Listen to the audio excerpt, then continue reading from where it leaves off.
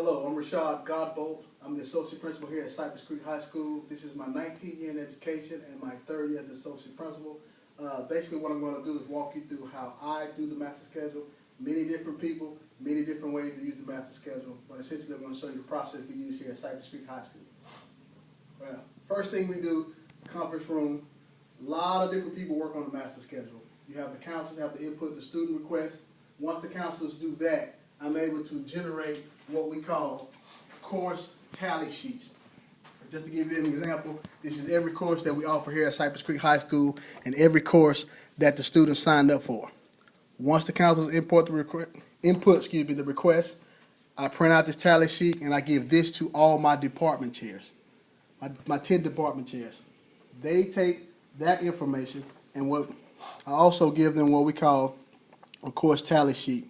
And just to give you an example, we have 747 PACE kids. I'll load it at 28, which means 28 kids can be in that classroom. It'll divide 747 by 28. It'll tells you how many sections I need of PACE. Once we do that for every particular subject, every particular content.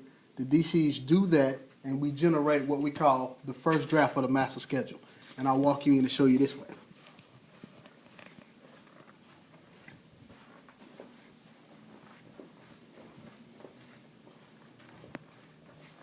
This is what we like to call the master schedule big board. I take the information from the department chairs. What the department chairs do from there, they come in and they find their respective area. For example, this is our history, social studies right here.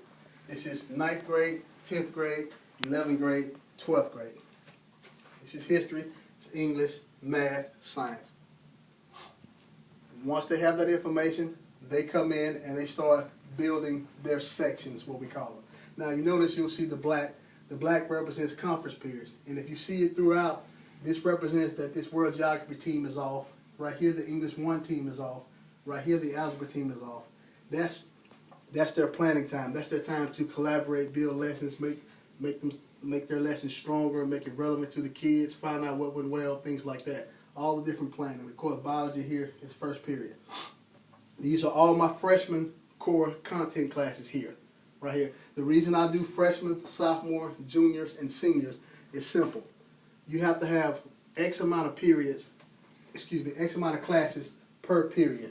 You need about 30 classes per period. That way you can schedule all the students in. Right here we range between 3250 and 3250 and 3300 students. So we need about 25 to 30 classes per period. Here's my core area. Here are my electives, my business, my fine arts, my health and PE, and behind the door right here, you see this is my K. SPED is done, special education, is done a different way. But the way we do special education here is that we build the schedule first. Then that way we can identify the best needs, best teachers for our students that need the most services. So core here. Now, you notice, well, let me walk you through this part. Here are the teachers' names. Teacher names are here. What you'll see next are the room numbers. The room numbers right now. Then you'll see particular subject area that they're teaching here. Now, these numbers represent the amount of on-level classes offered this period and the amount of K-level classes, upper-level classes offered that period. The reason we like to do that, that gives our counselors more flexibility to schedule kids, and that we're able to solve a lot of scheduling conflicts by offering multiple on-level, multiple K-levels per period. So if you look throughout the board, you'll see a number of those numbers. That's what that's for. Now, it also makes it easier when you go all 9th grade on one to actually count your classes. So first period, I can count my classes for my content classes. Then I transition over here, and I pretty much count what are freshman classes over here, and also what's freshman classes this way. That way I'm able to get a better picture, better understanding of how many classes I have for freshmen. Now, if you notice throughout the board, you'll see some of my markers are down or they're slanted or things like that. I do that that's an indication for me to let me know that I need to do something with this schedule. And for example, this teacher right here, she teaches multiple preps. She teaches all of our German, but she also teaches another content. Well, I have to make sure that I add the content for this particular teacher, and it's actually right here. But that tells me when I'm doing her schedule, I need to make sure that I add a different content to her. Now, throughout the board, you notice you see gaps in the board. We'll take this teacher for example. See, her schedule starts here. She has 2 upper level sophomore classes here, but she also teaches senior level. So her schedule extends out all the way over here. The reason that's done, so when I'm counting up sophomore classes, I don't want to count the senior classes in the sophomore count. In the sophomore count, that gives me an inaccurate account of how many classes I have that period for sophomores. So notice you'll see a few teachers, not a lot. You'll see some that start here, their schedule, and it extends or ends over there. That's why you see the space. For the most part, the red indicates those are our coaches. That's the athletic period, which is a class, but it's not considered, you don't really want to count that in your content. Now, the visual picture, what it allows me to do as the master scheduler, what it allows our department chairs to see. For example, they come in and some of their teachers want certain planning periods. Well, if you look here, biology is first. I can't have a lot of preps off first period because the bulk of our biology teachers, they don't teach. So you can't have cores off at the same time. That's why you see staggered period. What we do here at Cypress Creek High School, all of our EOC, our tested areas, they have 2 conference periods. One is team planning. They have to meet every day. They meet every day, plan, they try things, talk about them, see if it works, but that's a requirement. You have 2 conference periods, you meet every single day. That's why you see them off there together. Now, their second conference period can fall pretty much wherever we need in the schedule. So that's pretty much your core, and it's pretty much done like this throughout the board. Now, when you start to come into certain conflicts is when you have seniors. We have maybe approximately 750 seniors that graduate. Well, about 500 need a class 7 period. You have about 200 that leave school early. They have early release, or they work, or they're part of our ag program who leave 7 period to go to their respective barns to take care of the animals and things like that.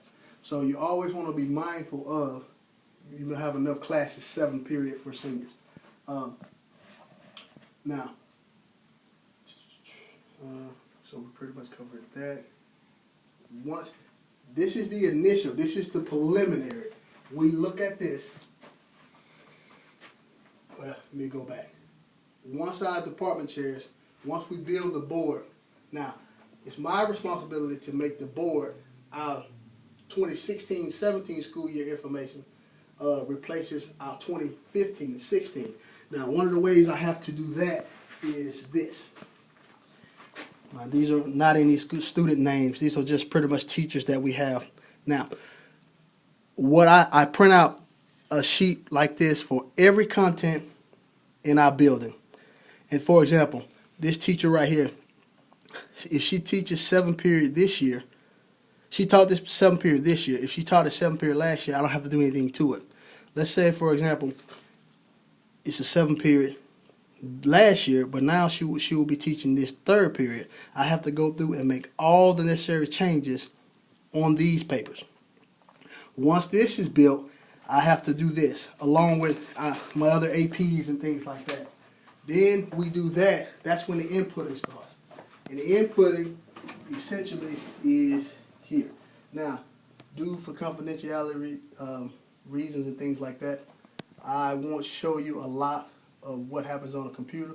But long story short, this is my eSchool Plus system. I have to input all of what's on the board into the computer here.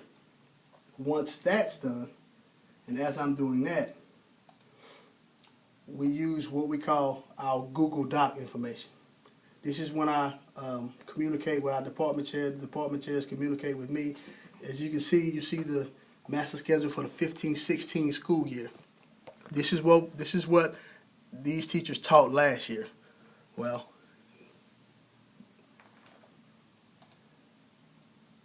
And as you can see, this is the master schedule for the 2016-17 school year. So we have to compare we have to take what's in the computer from the previous year and change it to make it fit for the current school year. Sometimes that's deleting, sometimes that's adding, sometimes you have to do anything to it. And an example of that is that sometimes you have a teacher change. As we transition back to the board, I'll give you an idea. Sometimes you'll see a blank one right here.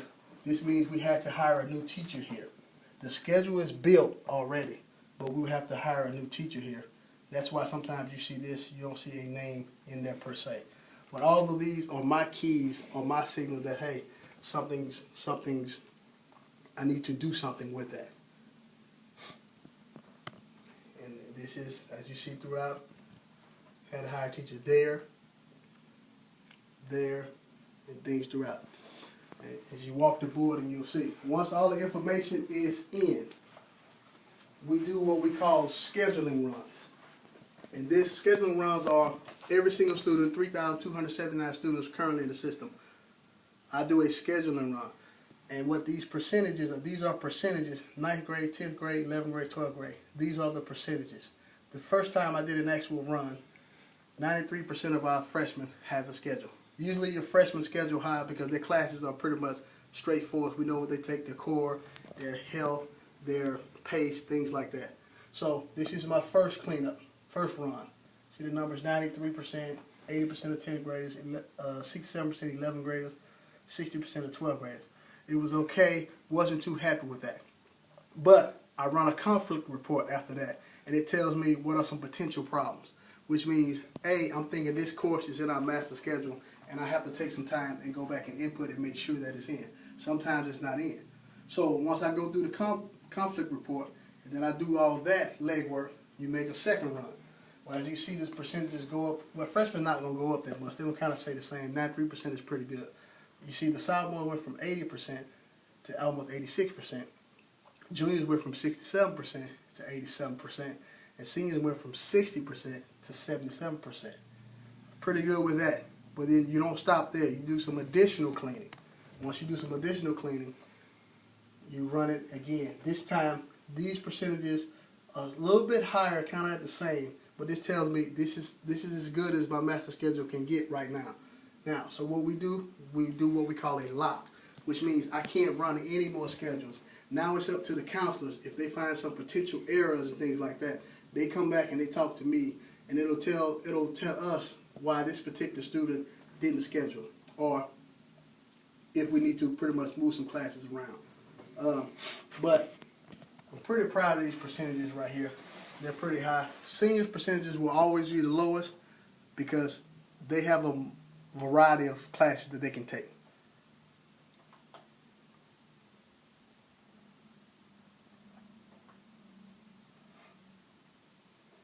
That's it. Now, once I make that run, I also make print another report. It's called the master list report. The master list report is pretty much every class by period and by teacher. Every class by period by teacher, and it tells me how many students can load into that classroom and how many students actually loaded in the classroom. Now, this report is about 300 pages. We pretty much go through and we find out, hey, do we have some problems? Everything's pretty good. Some things we have to move and things like that. So there are steps, there are checks and balances throughout the way to help you do the master schedule. But it takes a number of people, the counselors, department chairs, your director of instruction, of course, your principal, things like that, that pretty much make up the master schedule. Now, master schedule is a fluid process. You fix something on this side, you have to be careful, make sure it doesn't mess something up on the other side. You pretty much go from there. But what you really want to be mindful of, master schedule, and some of the things that we talk about, I don't know if I mentioned it earlier, we are really strong on making sure our teams are off together. Make sure, so we want them to plan together, and we all